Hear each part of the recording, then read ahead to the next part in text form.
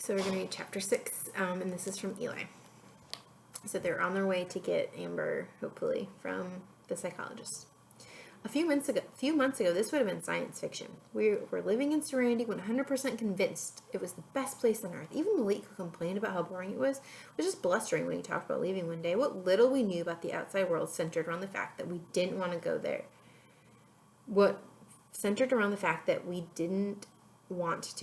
It was lawless. It was dirty. It was horrible. Now we're right smack dab in the middle of that world, and most of the lawless, dirty, and horrible things we've seen here are being done by us. And don't think it doesn't haunt us that it makes perfect sense. After all, we're supposed to be the exact copies of some of the worst criminals the human race has to offer. Haunting or not, though, we don't have time to worry that we might be living up to the evil in our DNA. We have to get Amber back, period. Finding the medical arts center isn't so easy. Everyone we ask assures us it's not far, and then launches into a long, complicated series of twists and turns, complete with instructions like, at the third light, and there's a shoemaker on the corner. Hey, we come from a town where there are no traffic lights, and our shoes are made someplace else. Eventually, we start to get nervous because Amber's appointment is at 5. If we miss her, we might never catch up with her again. The smart move would be to go back to Bites and Bytes and look up the address on a computer. But by this point, we're so turned around that we can't figure out where that is either. We're just about in a panic when Tori stumbles on a kiosk that gives away tourists maps of downtown. A few frenzied minutes later, we run up to the Medical Arts Center on Delaware Street, which we must have passed and ignored at least 5 times. I guess that's to be expected when you're used to a place where the total number of roads falls in the single digits. It's a 4-story brick building with a flat roof, not as old and run down as the police station, but nowhere near as new and nice as anything in Serenity. Why does everything in the outside world have to be so blah, Tori wonders. I have a theory about that, I tell her. Serenity wasn't a real town, so they could concentrate on making it look good. But out here, everything serves a real purpose. A medical building doesn't have to be an architectural masterpiece. It just has to be a place where you can see your doctor. Malik snorts impatiently. We'll ask them to put up streamers and balloons for our next kidnapping. The building is nicer on the inside, but not much. With painted cinder block walls and fluorescent lighting, it's clean, though, and the elevator works. None of us have ever been in an elevator before, and we're a little embarrassed by how excited we get. We go up to the 4th floor so we can come down to the 3rd. It's a pretty big deal. Malik and Tori have a little argument over who pushes the button. The 3rd floor features a long hallway, each door leading to a different medical practice. There are several doctors, a dentist, a chiropractor, and something called an aromatherapist, whatever that is. But our center of focus is in the office marked 306, Dr. Emil Herzog, General Psychiatry. So what do we do? Asked Malik. Hide in one of those doorways, and when we see Alaska, grab her and run down the stairs? I shake my head. That won't work. They're not going to send her by herself. She'll be with a cop. Tori scans the 3rd floor with an appraiser's eye. She walks to the ladies' room. A few doors past 306, peers inside, and motions us to join her. We can't go in there, I hiss. It's for girls. Malik favors me with a smile. If you're too chicken to set foot inside the girls' bathroom, I kind of doubt you're ready to jack a prisoner from police custody. He has a point. We're done with the sweetness and good manners we learn in Serenity. It's a jungle out here. If you can't climb up the food chain, something's going to eat you up. Tori opens the bathroom door and makes us go inside. There are 4 stalls and 2 sinks, but she immediately moves to the large window at the far end. We join her and peer down into a shaded alley at the back of the building. We're on the 3rd floor. I remind them, how do we get down? Goodbye rope, Malik suggests. There must be a hardware store around here someplace. Tori consults her watch. No time. It's 4:45. How high up do you think this is? High enough to break our legs and probably our necks too, puts in Malik. There must be something here we can use to climb down. We follow her back out of the bathroom. She walks briskly down the hall, looking from side to side. Malik is impatient. It's a building full of doctors. What are we going to do, make a ladder out of tongue depressors? She stops in front of a large glass case built into the wall. Inside, wrapped up in a tight coil, is the 3rd floor fire hose. I'm standing in the Medical Arts Center's glass lobby when the squad car pulls up to the curb. The sign says no parking, but that doesn't seem to apply to police. A big cop opens the rear door and Amber gets out. My heart soars at the sight of her familiar face. As they start up the walk, I slip out the front door and move toward them. The instant Amber spots me, I shake my head no. She cannot acknowledge me or the cop will get suspicious. I jostle her arm as I pass by. Excuse me. Watch where you're going, kid, the cop growls. Sorry, I apologize and manage to whisper into Amber's ear. 3rd floor, bathroom. I'm scared to death that the cop heard me or that Amber didn't, but I won't know that until she shows up in the ladies' room or doesn't. I dart around and re-enter the building from the parking lot door. From there, I fly up the stairs and hit the 3rd floor just as the elevator door rumble open behind me. I turn on the jets and blast into the bathroom where Malik and Tori are waiting anxiously. She's here? Tori asks. I nod, panting. With the biggest cop you've ever seen. Considering she's not under arrest, they're sure treating her like a prisoner.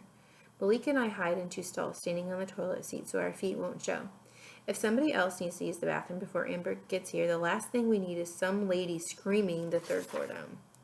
5 minutes pass, then 10. Tori's getting antsy. Maybe they won't let her go. They have to let her go.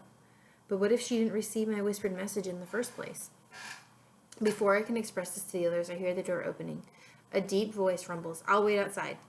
When Malik and I exit the stalls, we find a very silent hugging reunion in progress between the 2 girls. "I'd kill you if I wasn't so glad to see you," Malik whispers. Amber redens. "I screwed up. I should have known they wouldn't believe me." "Tori is all business. We can blame each other later. Let's get out of here." "How?" says Amber. "The cops are outside." Tori reaches under the closet stall and pulls out the fire hose. On one end has been firmly knotted to the base of the metal divider. "Help me with the window." Malik flips the latch and lifts. The sash doesn't budge. I move in to give him a hand. We heave with all of our might. Nothing.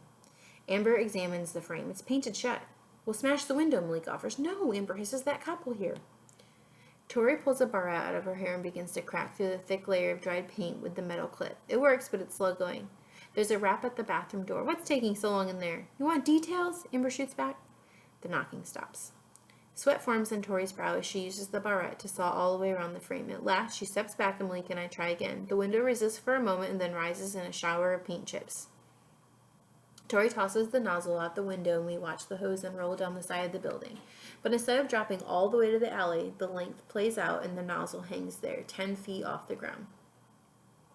The others peer outside at the dangling mode of escape. Malik is furious. "Didn't you bother to make sure that the rope was long enough?" He looks like he's shouting, but it comes out as an agitated snarl. "We'll have to climb down as far as we can and jump the rest of the way," Tori decides. "I don't know," I say nervously. "With a drop like that, at least one of us is bound to sprain an ankle, or worse. If that cop chases us, we'll be dead meat. If we don't get out of here now, we're dead meat anyway," Amber argues. Tori leans over the sash. "See that dumpster off to the left? When you get to the bottom of the hose, try to swing toward it. At least it's a soft landing." "But it's garbage," Malik complains. We all know that his real concern is rappelling down a 3-story building, swinging like Tarzan, and then jumping into what we hope is something soft. Yeah, we're all a little worried about that. The cop is knocking again. "Hurry up, Amber, the doctor is waiting." My mind forms the connections, the officer, the purples, my debt. The thought of Felix Friedman is all the motivation I need. I'll go first. I scramble out the window, clinging to the fabric of the hose. "Let me just wash up," Amber calls in the direction of the door. I hear one of the toilets flushing. I don't know what's worse, the climb itself or the fear that the slightest slip will leave me dashed to pieces on the pavement of a Denver alley. The simple act of letting go to lower myself is a stomach-churning terror.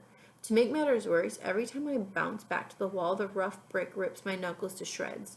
When I finally reach the dangling nozzle, it's a shock how far up I still am, and an even bigger shock how far away the dumpster is. I turn my eyes up to the 3rd floor. Tori mouths a single word. "Swing." I wriggle my body in an attempt to get the hose in motion. "Sometime today would be nice," comes from above. Malik. It's no use. I'm swaying a little, but the dumpster still looks out of range. I'm going to have to leap for it. And if I miss, well, we won't get into that. I can do it. I can't do it, I can't do it. Dangling from a fire hose may not be the most comfortable position, but at least I'm attached to something solid. How am I going to work up the courage to let go? I manufacture an image of Dad, a smug, superior expression on his face, and I'm as ready as I'll ever be. Jump! I extend my legs like a trapeze artist and fling myself at the dumpster. For an instant, I'm in mid-air, uncoupled from earth falling. Then I'm rolling in the garbage. It's not the softest impact, but it's a lot softer than the pavement. I lurch to a stop with my face in a half-eaten pizza, disturbing a squadron of feasting flies. There was definitely a moment when I was in free fall, not knowing if I would survive, and where I would have traded my situation for a return to serenity. I'll never admit it to the others, but it was definitely there.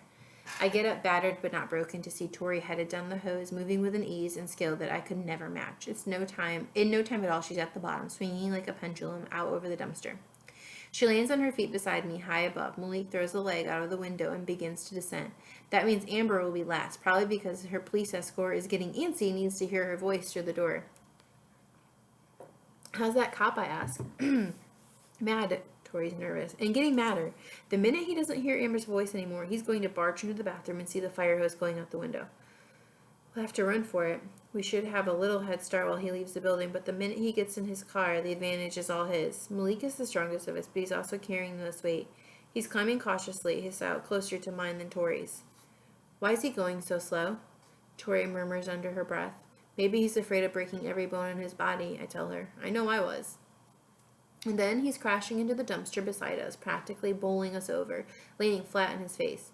He rolls over in the trash, groaning. It stinks in here. What do you expect the garbage to smell like? I retort. Roses? Now Amber is on her way down, moving almost as quickly as Tori, her arms working like pistons. Her expression is wild as she mouths an urgent message without making any sound. You're doing fine, Tori calls. A minute later, the cause of her distress becomes clear. The big cop is leaning out the window. He takes in the sight of Amber on the hose and us in the dumpster and bellows, freeze! And when we don't freeze, he does something even Tori hadn't anticipated.